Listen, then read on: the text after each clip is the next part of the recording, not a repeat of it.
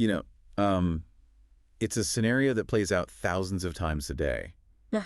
probably in the very building you're sitting in right now. Oh, absolutely. Countless time. Right. You're at your desk, you're prepping for a crucial meeting, and you have this massive, highly confidential internal document Yeah, like a strategic roadmap or maybe a... or a student's individualized education plan. Exactly. Or, a quarterly financial projection. Right. And you take that file, you drag it, you drop it into a little chat box on your screen, you type, summarize this, and you hit enter. And within seconds, you get this beautifully formatted, incredibly insightful summary. It's amazing. It is. You look incredibly prepared. You save yourself like 2 hours of reading, and it feels like magic. It really does feel like magic. Like you have this incredibly fast genius assistant sitting right next to you on the desk. Yeah. But, and this is the big but, we need to pause and look at the multi-million-dollar question that almost no one, and I mean no one, stops to ask in that moment of relief. Which is, where did it go? Exactly. When you hit enter, where did that information actually go? And that right there, that is the invisible trade-off of the modern digital age. Because the moment you drop that file and hit enter, that highly sensitive data leaves your organization's secure perimeter. It's gone. It traveled across the internet, it lands on someone else's server, it gets processed by someone else's proprietary algorithm. And it becomes subject to someone else's data retention policies, which is wild when you think about it. It really is. And that invisible trade-off is exactly what we are exploring today. We are doing a deep dive into what we're calling the architecture of privacy. I love that title. Thanks. We have a massive stack of sources to work through for you today. We're looking at the NIST AI Risk Management Framework, the OWASP Top 10 for large language model applications. Which is highly technical, but so important. Super technical, yeah. We've also got UNESCO's guidance on AI in education and some incredibly detailed architectural blueprints for building enterprise networks. So we've got a lot of ground to cover. We do. Our mission for this deep dive is to synthesize all of this and answer one vital question. How can organizations, especially schools and mid-sized businesses, how can they actually own their AI and their data instead of just renting it? Because that is the fundamental shift we are navigating right now. The first wave of the AI revolution, it was just about getting access to the tools. Right, just getting an account. Yeah. But we are now entering the second wave where we realize that, well, cloud AI is an incredibly powerful capability, but ownership, true data sovereignty, that is a strategy. It has to be intentional. Exactly. We have to move past the initial hype phase of just blindly deploying these tools because they're convenient. Okay, but I want to challenge that right out of the gate.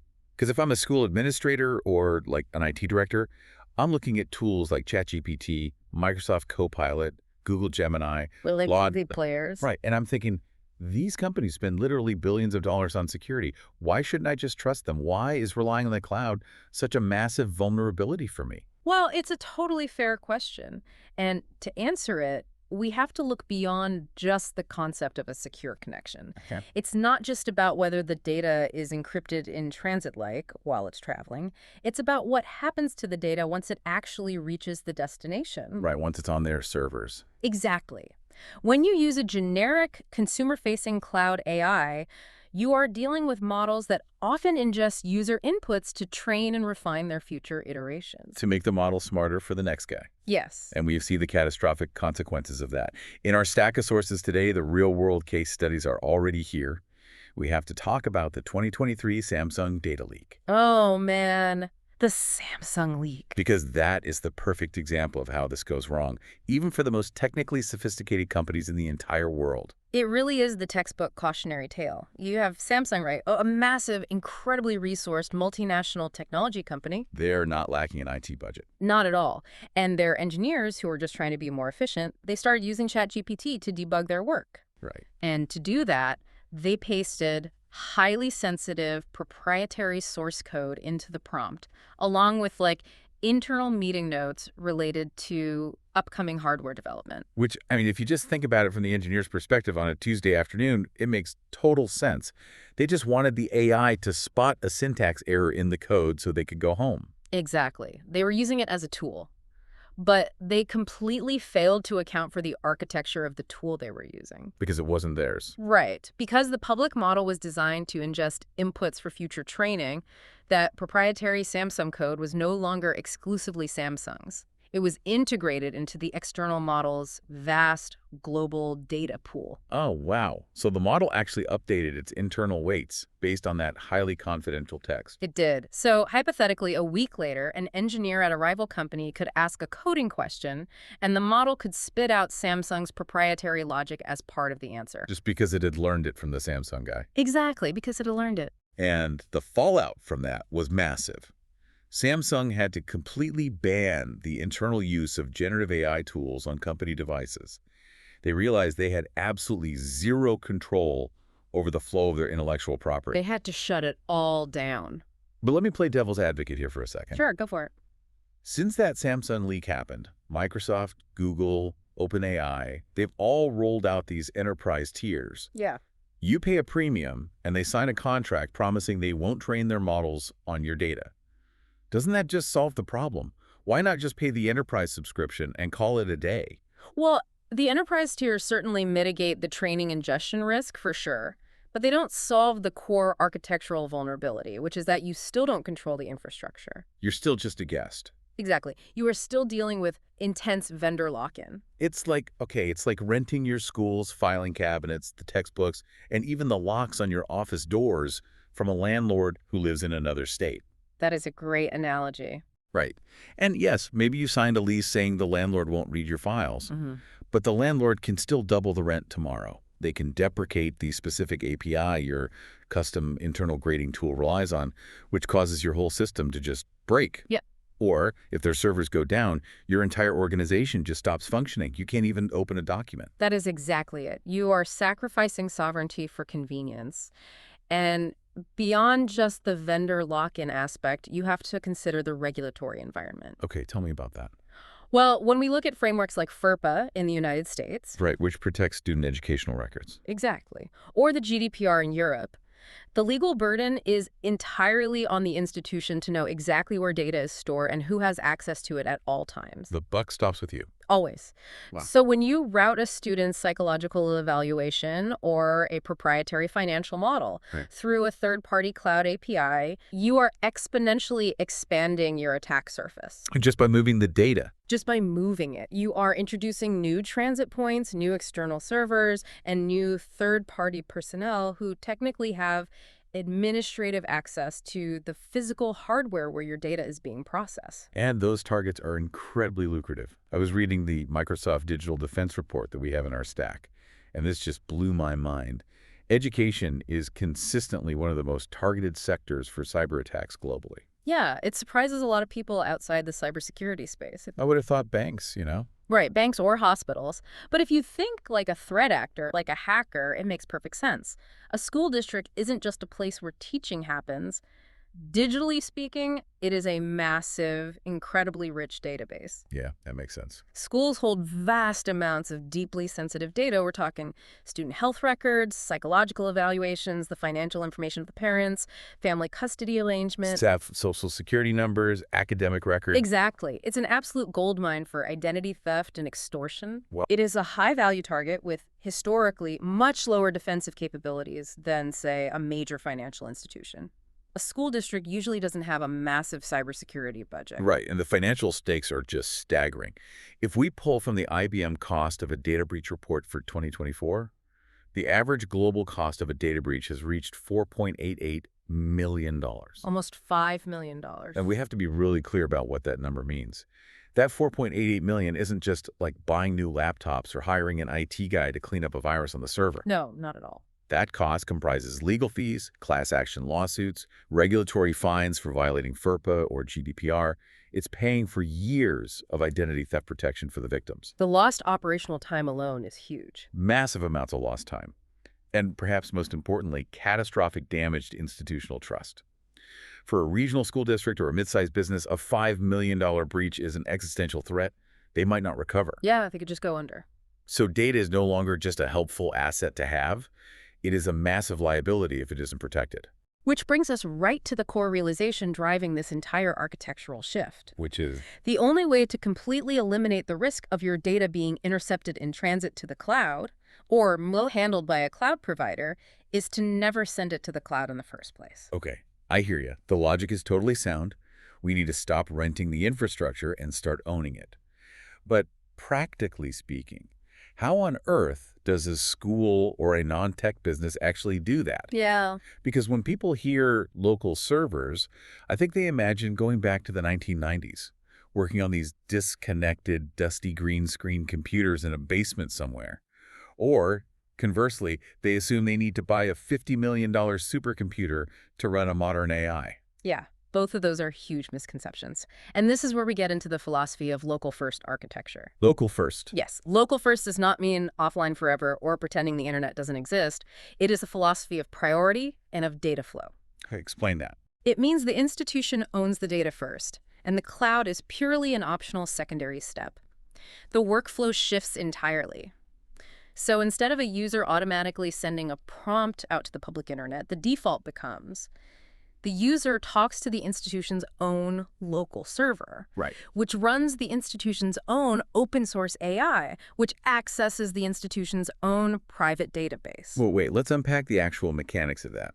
Because the hardware requirements for AI are famously intense. I mean, 2 years ago, if you wanted to run a highly capable large language model, you needed a massive research lab filled with specialized NVIDIA hardware that basically consumed the electricity of a small town. It was incredibly expensive, yeah. So you're telling me a public high school or a local law firm can just spin this up in their IT closet? Yes. And the reason they can is due to a massive, rapid revolution in model optimization, specifically a technique called quantization. Okay, walk me through quantization. Yeah. Because I think a lot of people hear that term and their eyes just immediately glaze over. What does it actually mean for the physical hardware? Sure.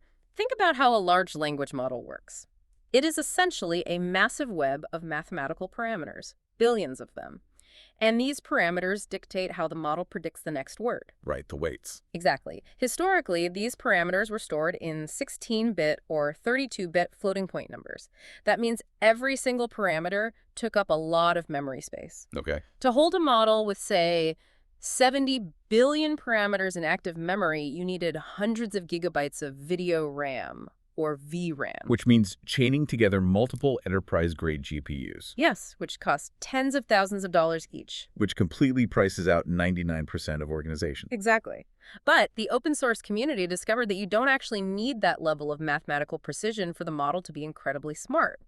Through quantization, engineers mathematically compress those parameters down to 8-bit or even 4-bit precision. Really? Just compressing the math. Yeah, it's like taking a super high-resolution, uncompressed image and saving it as a highly optimized JPEG. You lose a tiny, almost imperceptible fraction of detail, but the file size shrinks dramatically. Okay, that makes perfect sense. So what does that mean for the hardware requirements today, right now? It means that highly capable models with 8 billion or even 70 billion parameters models that rival the performance of the massive cloud AIs from just a year ago can now be loaded entirely into the memory of consumer-grade hardware. Wow.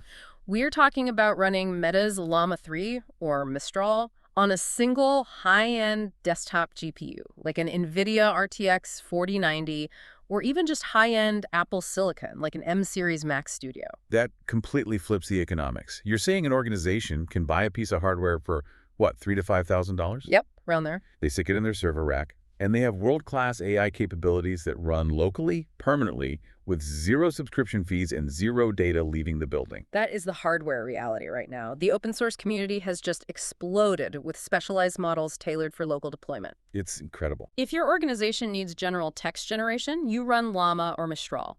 If your computer science department needs an AI to help students with coding, you run Quencoder or DeepSeek, which are specifically trained on programming languages. And I was looking at the capabilities of these localized models in our sources, and it goes way beyond just text now. Oh, absolutely. If your marketing department or your art classes need image generation, you can run models like Flux or SDXL entirely locally. Right. Or if you need to transcribe highly confidential board meetings, you run a local instance of OpenAI's Whisper model. You get perfect transcription, and the audio file never hits the internet. And this ties into a much broader global movement regarding data sovereignty. In our sources, we see references to initiatives like Gaia X in Europe. Gaia X, right? Gaia X was born out of this exact realization. Organizations, and indeed entire nations, cannot be fundamentally dependent on a handful of hyperscale cloud providers who ultimately control the foundational infrastructure layer. Because if you control the infrastructure, you dictate the rules. Exactly. The push for local-first AI is about reclaiming agency. Open source models allow a school district to actually inspect the code. They can customize the user interfaces to fit their exact educational standards. That's huge. If a cloud vendor decides to radically censor their model or pivot their business strategy and just shut down a service entirely, the local first institution is completely unaffected. They own the model. It runs on their hardware. Okay, I am sold on the hardware. Yeah. I see how we can affordably run a really smart AI locally. Yeah. But this brings up a massive technical hurdle. Okay, what is it? I buy my server, right? Oh. I install Meta's open source Llama model.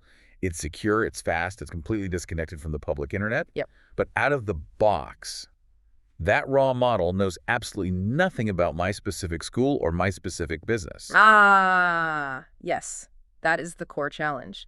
General open source models are broad but shallow when it comes to your specific reality. Exactly. They have read Wikipedia, they know general human history, they know how to structure an essay. But they have zero idea what time third period starts. They don't know your company's policy on remote work, and they definitely haven't read the minutes from last week's confidential board meeting. Right. So if I ask my local secure AI, what is our company's policy on family leave?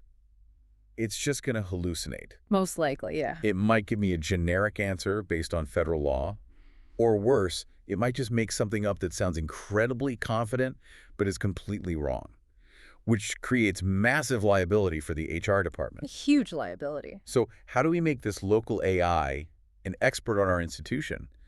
Do we have to hire a team of data scientists to retrain the neural network on our employee handbook? Because that sounds wildly expensive and complicated. Retraining or fine-tuning the model itself is exactly what we want to avoid. It is incredibly computationally expensive, and the moment you update your employee handbook, the model is out of date again. Right, you'd have to retrain it every week. Exactly. The solution is entirely different. It is a middleware architecture called Retrieval Augmented Generation, or RA. A RAG. This is the magic trick of the entire local first architecture. It really is. Our sources point back to the foundational paper on this, published by Patrick Lewis and his colleagues at Facebook AI Research back in 2020. And RAG completely changed how we approach AI knowledge. It solves the knowledge gap without compromising privacy or requiring constant, expensive model retraining. Walk me through the exact pipeline of RAG, step by step, because I really want to understand this.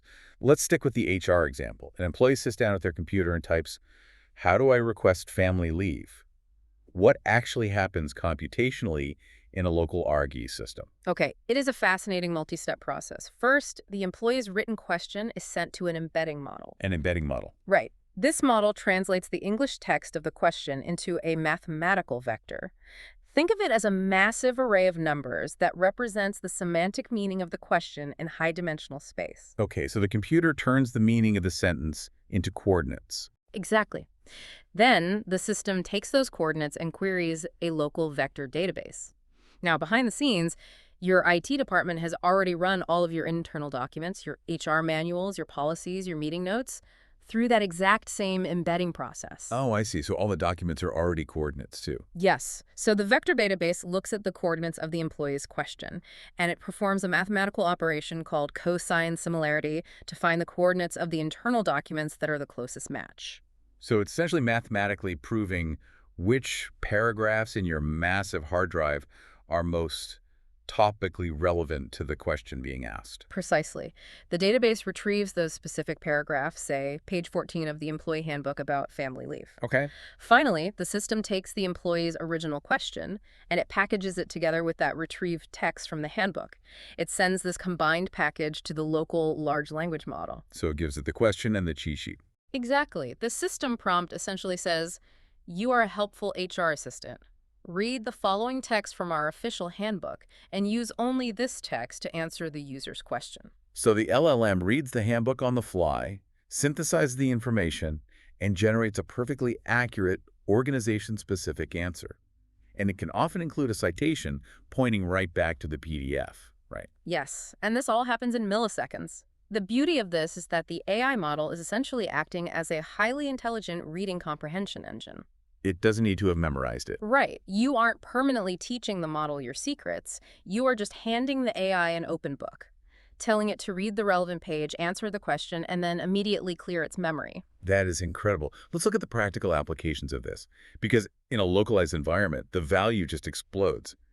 Imagine a teacher sitting down at 7 a.m. They open their local AI assistant and they type, "Generate a multiple-choice quiz for tomorrow, focusing on Unit 5 of the biology textbook, and tailor the reading level to accommodate the IEP requirements we discussed in yesterday's special education department meeting." Without RAG, that prompt is impossible to fulfill securely. Right, because you can't put IEP data into ChatGPT. Exactly. But with a localized RG system, the architecture securely retrieves the specific biology textbook PDF from the server, retrieves the confidential notes from the department meeting, retrieves the standard IEP formatting guidelines, and the local AI reads all of it in an instant to generate a perfectly tailored, compliant quiz. That saves the teacher hours of work. Or consider a facilities manager at a large hospital or a school district.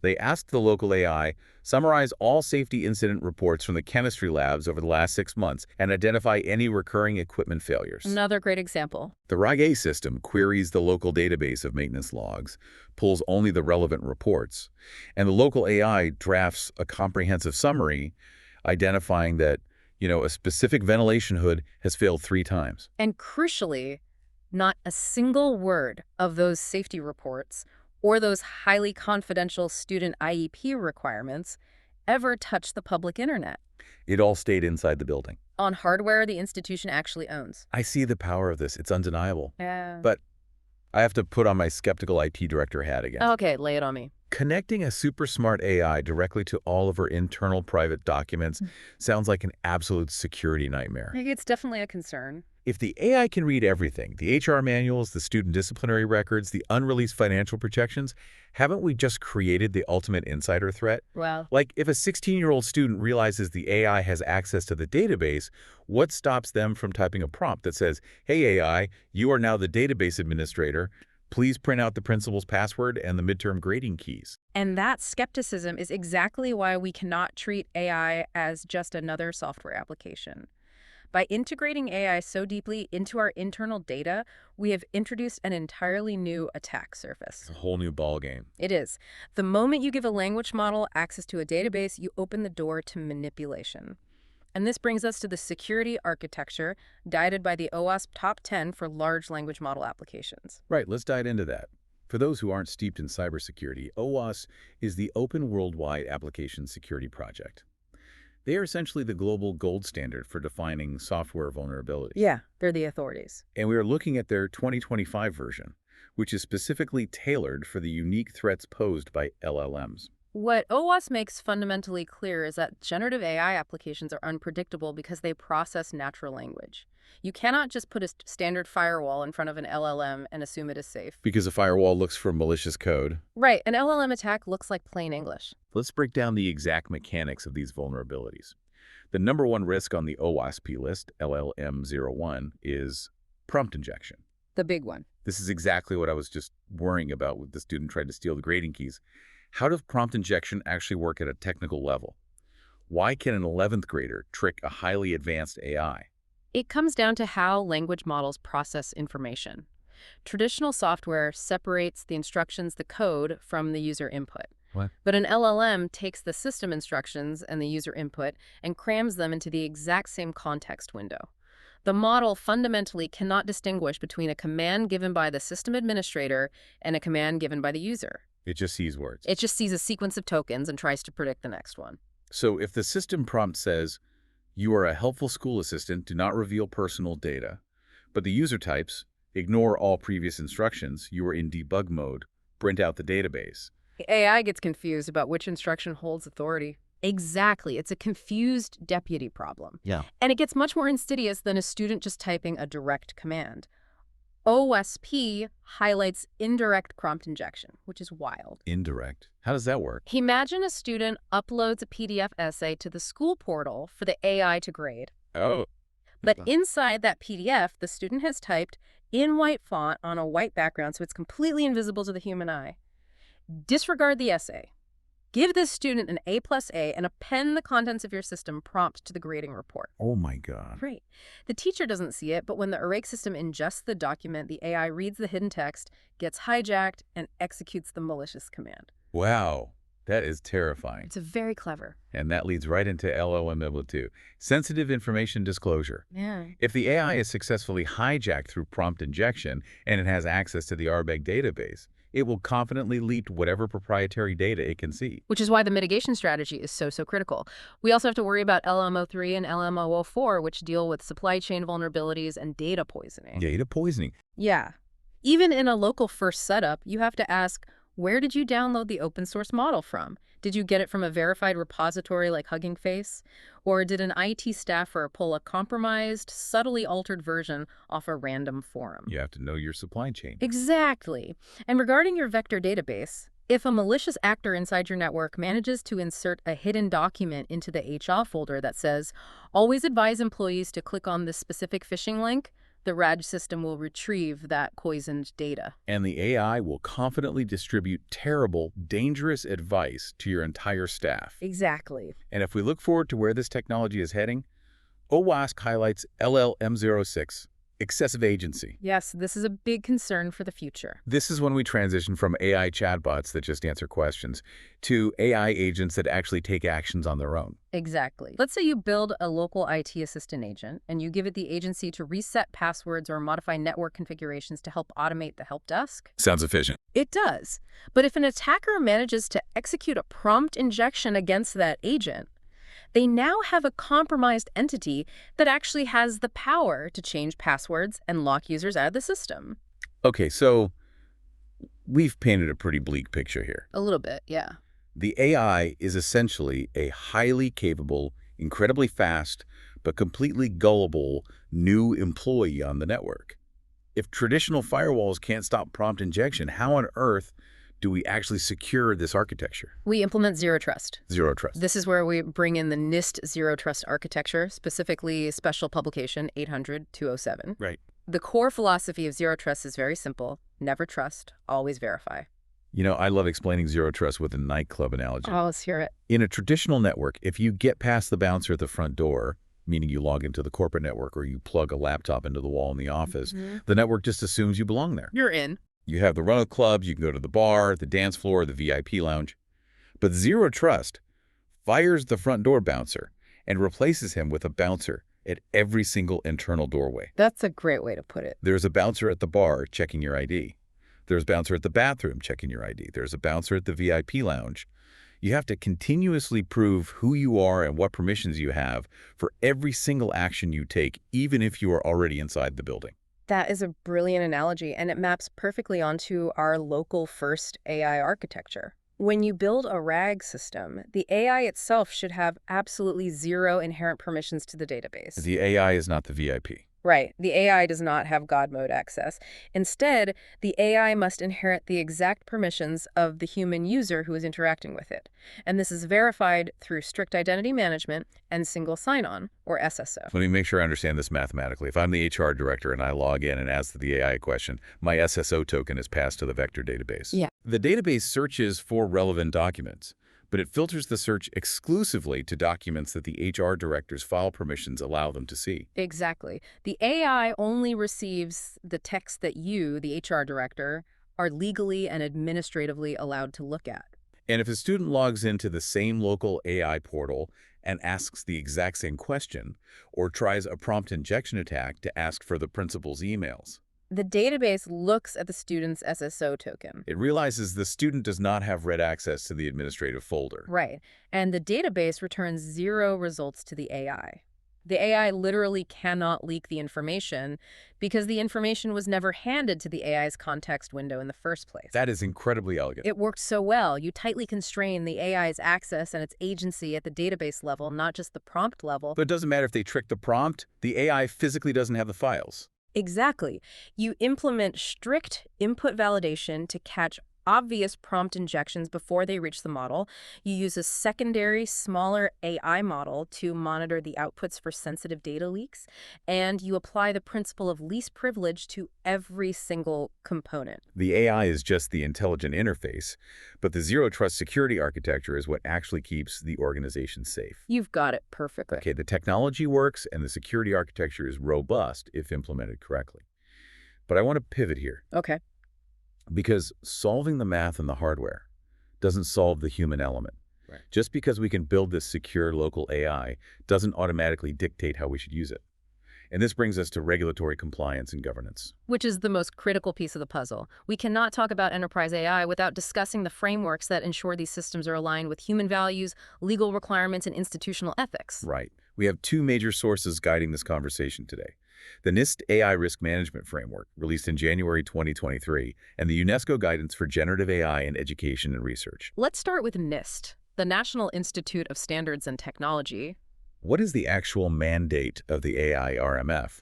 Because let's be honest, a lot of tech frameworks are just vague suggestions that sit in a PDF somewhere. Right. But the NIST AI RMF is foundational because it forces a maturity shift in how leadership views AI. It moves the conversation from the IT department asking, is this tool cool and efficient, to the legal and executive teams asking, is this system trustworthy, legally defensible, and actively managed? It makes it a boardroom issue. Exactly. The core mandate is that AI systems require documented, continuous risk management. You cannot deploy a local RAG model and just walk away. The framework outlines a methodology: map, measure, manage, and govern. Let's apply that practically. What does MAP mean for a school district rolling out a local AI? Mapping means you must exhaustively document the context and use case of the AI. What exactly is it doing? If the school is using the local AI to help evaluate teacher performance based on lesson plans, or using it to flag students who might be at risk of failing based on grade trends, that must be formally documented. You have to map the risks. What happens if the AI hallucinates a negative evaluation for a teacher? You could get sued. Absolutely, which leads to measure. You have to actually test the system empirically. You have to measure how often the RAG system pulls the wrong document or how often the local model hallucinates. You have to measure if the system exhibits bias against certain demographics. And manage dictates that you have a documented protocol for when the system fails. Yes. Right. Yes. If the AI gives incorrect disciplinary advice, what is the fallback? Exactly. And finally, govern is about accountability. Who is the actual human being legally responsible for the outputs of the AI system? It ensures that leadership is actively overseeing these tools. And NIST takes this so seriously that they released specific concept notes for applying this framework to critical infrastructure. And, while a school district might not view itself in the same category as a nuclear power plant or a water treatment facility. In terms of data privacy, societal impact, and holding the personal information of thousands of minors, it absolutely is critical infrastructure. Absolutely. And that rigorous, human-centric approach maps perfectly onto the UNESCO guidance that we have. It does. The UNESCO document is essentially a rallying cry for educational institutions to establish strict, human-centered AI policies. When you read the UNESCO guidance, they're very clear. We cannot simply hand our students, our grading systems, and our curricula over to black box algorithms, even if we are hosting those algorithms locally. Right. Educational institutions must be in the driver's seat. They state that schools need frameworks for validating AI tools. Even with perfect data privacy guaranteed by our local-first architecture, you still need to guarantee pedagogical validity. You can't just trust the machine. Right. You cannot let an AI autonomously grade student essays without a human in the loop, verifying that the AI isn't applying a hidden bias or misinterpreting the assignment rubric. What both NIST and UNESCO agree on fundamentally is that educators, administrators, and business leaders must profoundly understand the tools they are using. They must control the data. Yes. They must actively shape how AI is integrated into their workflows rather than just being passive consumers reacting to whatever new feature a vendor pushes on them this quarter. Couldn't agree more. Okay, I want to bring all of this out of the theoretical realm. Let's get down to brass tacks. Let's do it. We are at the implementation phase. We have the governance frameworks dictating our liability. We understand zero trust and RAG. We know we can buy the hardware. I want you to put on your consultant hat again. Okay, hat is on. If I am a superintendent of school district or the CEO of a mid-sized law firm and I say, go build this, How do we actually do it without completely overwhelming my IT department, breaking my budget, and causing operational chaos? Okay, the single biggest mistake organizations make when attempting to build local AI is trying to build one omnipotent, monolithic AI chatbot that does everything for everyone. Like one big brain. Right. They try to build an internal chat GPT that knows HR, finance, teaching, and IT all at once. That is a recipe for disaster. Right, because if it does everything, it needs a massive vector database containing every document in the organization. Yes. And the broader the database, the higher the chance the RAG system retrieves irrelevant information, which causes hallucinations. Exactly. And from a security perspective, it creates a massive blast radius if that one central bot suffers a prompt injection attack. So what's the alternative? The blueprint for a successful local-first deployment is built on the concept of agentic swarms or department-specific AI agents. I love this architecture. Instead of one massive brain, you have a team of highly specialized, tightly walled-off local assistants. Precisely. You spin up an HR assistant. Its RA vector database is strictly limited to benefits documents, hiring rubrics, and leave policies. It physically cannot access student data or financial projections. Then you give it a very narrow system prompt, like, you are an HR assistant, answer only HR questions. Exactly. Then you spin up a teacher assistant. It has access to state standards, the district curriculum, blank lesson plan templates, and anonymized student performance metrics to help with differentiation. But it knows absolutely nothing about HR policy. You create a student tutor agent, which is completely walled off from administrative files, but has deep access to textbooks, practice problems, and approved study guides. You give it a system prompt that says, you are a Socratic tutor, guide the student to the answer, but never just give them the final solution. You could have a facilities assistant that only looks at maintenance schedules, HVAC blueprints, and inventory, and an IT assistant trained on your specific network topology and troubleshooting guides. By siloing these agents, you strictly enforce your zero-trust architecture. You drastically improve the accuracy of the RH system because it's searching a much narrower, highly relevant set of documents. Yeah. And you make it infinitely easier to govern and audit the system according to the NIST framework. But to get there, we need a phased implementation roadmap. You do not just flip a switch overnight. Let's debate this roadmap, because as the IT director in this scenario, I am worried about costs. CapEx versus OpEx, capital expenditure buying physical servers versus operational expenditure, just paying a monthly cloud subscription. The eternal IT debate. If we do this in phases, how do I justify the upfront hardware cost to my board of directors? It's a crucial debate. Cloud subscriptions, the OpEx, they look cheaper in year one, but you have to run the math on token generation over a 3 to 5 year hardware lifecycle. Okay, run the math for me. Every time an employee asks a cloud AI to summarize a 50-page document, you pay per token. When you integrate AI deeply into daily workflows, the volume of API calls skyrockets. A $20 a month per user subscription scales linearly. If you have 1,000 employees, that's $240,000 a year forever, and the price will likely only go up. Whereas a local AI server infrastructure. You might spend $50,000 to $100,000 upfront, the CapEx, to outfit your server room with enterprise GPUs, but once it's installed, generating tokens is virtually free. It's just the cost of electricity. Wow. The break-even point is shrinking rapidly.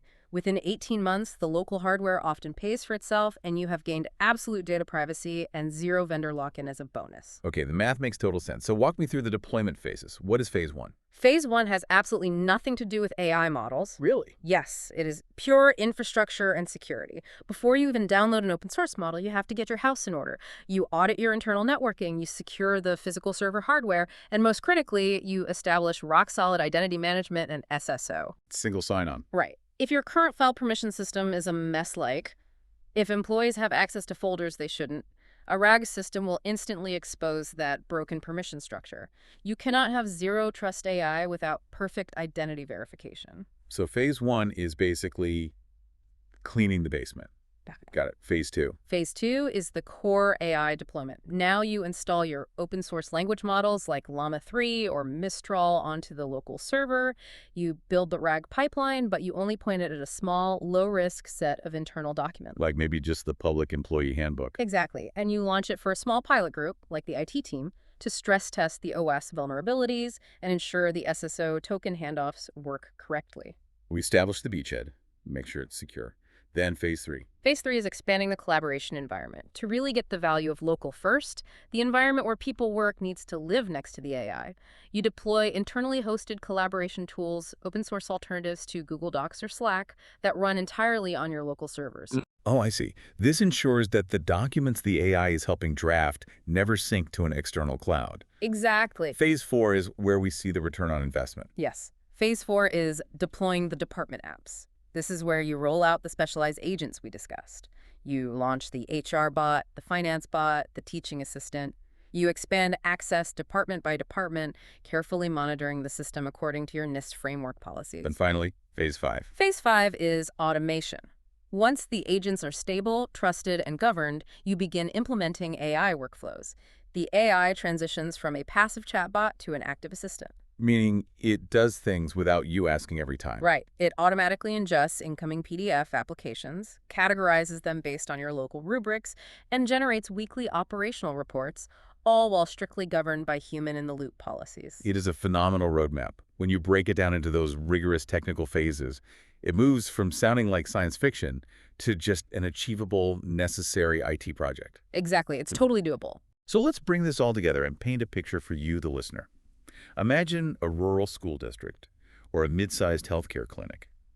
Resources are tight, but they ran the CapEx versus OpEx math, and they made the strategic investment in a local-first architecture. They took the leap. They have a server rack sitting securely in their own locked building. And operating on that hardware, completely disconnected from the public internet, is an entire ecosystem of intelligence. Teachers have a localized assistant trained on their exact curriculum, helping generate lesson plans tailored to their specific classroom demographics. Students log into a portal and interact with a private, infinitely patient tutor that guides them through calculus without ever judging them or getting frustrated. Yeah, that's the dream. And the most vital part of this entire picture, not a single byte of student data ever leaves that campus. Never. No proprietary lesson plan, no behavioral note, no unreleased test score is ever ingested by a Silicon Valley tech giant to train their next multi-billion-dollar public model. No sudden subscription price hike can dictate the quality of their educational tools. No sudden change in a cloud provider's terms of service can force them to redesign their entire grading workflow. They are completely technologically self-sufficient. We have covered incredible ground today.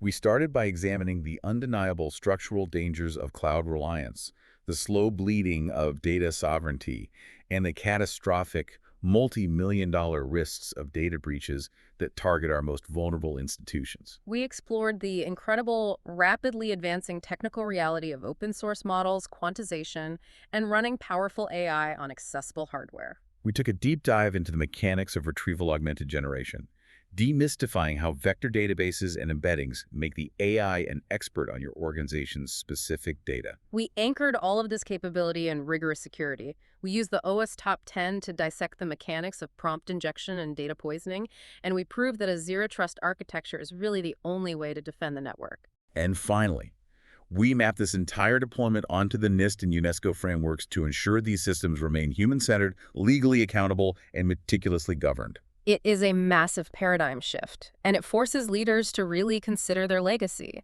The next decade of digital transformation will not be defined by who simply has access to AI.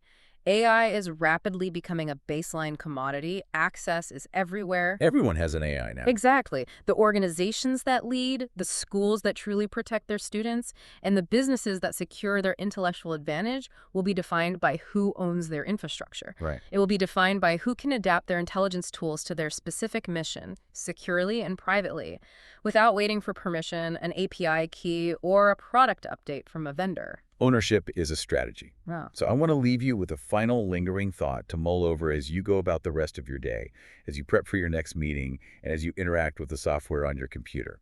Think about the digital tools you rely on every single day to do your most important, most sensitive work. It's a good question to ask yourself. What happens when the companies behind those tools change their minds about what you are allowed to ask or what they are allowed to read, and you realize you have absolutely no internal alternative built to fall back on? It is an architectural vulnerability no organization can afford to ignore. Until next time, keep exploring, keep questioning the default, and keep diving deep.